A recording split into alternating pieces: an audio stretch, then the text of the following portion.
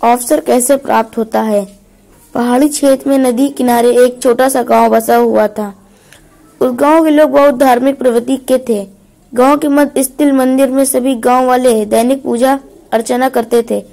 उस मंदिर की देखभाल की जिम्मेदारी वहां के पुजारी पर थी, जो मंदिर परिसर में ही निवास करता था। वे सुबह से लेकर रात तक ईश्वर की अर्चना में लीन रहता था। एक दिन गांव पर प्रकृति का कहर मूसलाधार बारिश के रूप में टूटा, जिससे गांव की नदी में बाढ़ आ गई। बाढ़ का पानी जब गांव में प्रवेश कर गया तो गांव के लोग घर छोड़कर सुरक्षित स्थान पर जाने की तैयारी करने लगे। एक व्यक्ति को गांव छोड़कर जाने के पहले मंदिर के पुजारी का ध्यान आया और वे भागता हुआ मंदिर पहुंचा।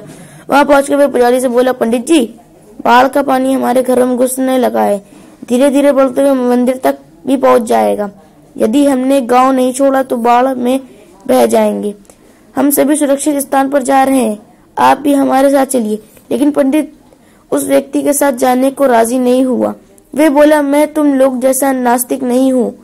मुझे भगवान पर पूरा भरोसा है। पूरे जीवन मैंने उसकी आराधना की है।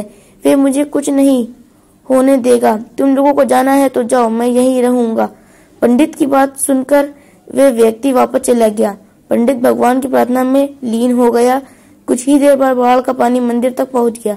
बढ़ते बढ़ते हुए पंडित के कमर तक पहुंच गया। ठीक उसी समय एक आदमी नाव लेकर वहां आया और पंडित से बोला, पंडित जी, मुझे गांव के एक आदमी ने बताया कि आप भी यही हैं। मैं आपको लेने आया हूँ, चलिए नाव पर बैठिए। पंडित ने वही बात नाव वाले व्यक्ति से भी कही जो उसने पहले व्यक्ति से कही थी और जाने से इनकार कर दिया। नाव लेकर आया व्यक्ति चला गया। कुछ देर बाद पानी मंदिर की छत तक पहुंच गया। भगवान को मदद के लिए याद करता हुआ पंडित मंदिर के सबसे ऊंचे शिखर पर जाकर खड़ा हो गया। तभी वहां एक सुरक्षा दल हेलीकॉप्टर से आया और पंडित को बचाने के लिए रस्सी फेंकी, लेकिन पंडित ने वही बात दोहराते हुए रस्सी पकड़ने से इनकार कर दिया। सुरक्षित दल का हेलीकॉप्टर दूसरे को बचाने आगे चला गया। अब बाढ़ का पानी मंदिर के शिखर तक आ गया था। वहां खड़ा पंडित डूबने लगा। डूबने के पहले वे भगवान से शिकायत करते हुए बोला, भगवान, मैंने पूरा जीवन तुम्हें समर्पित कर दिया। मैंने तुझ पर इतना विश्वास रखा, फिर भी तुम मुझे बचाने नहीं आए। पंडित की शिकायत सुन भगवान प्रकट हुए और बोले, अरे मूर्ख, मैं 3 बार तुझे बचाने आया था। पहली बार मैं भागते हुए तुम्हारे पास आया और गांव वाले के साथ गांव छोड़ने का चलने कहता रहा।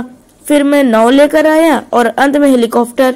अब इसमें मेरी क्या गलती है कि तूने मुझे पहचाना नहीं।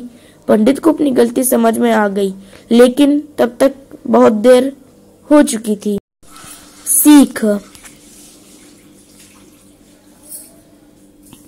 जीवन में अवसर बिना बताए दस्तक देते हैं। हम उन्हें पहचान नहीं पाते और जीवन भर शिकायत करते रहते कि अच्छा और सफल जीने का हमें अवसर ही प्राप्त नहीं हुआ।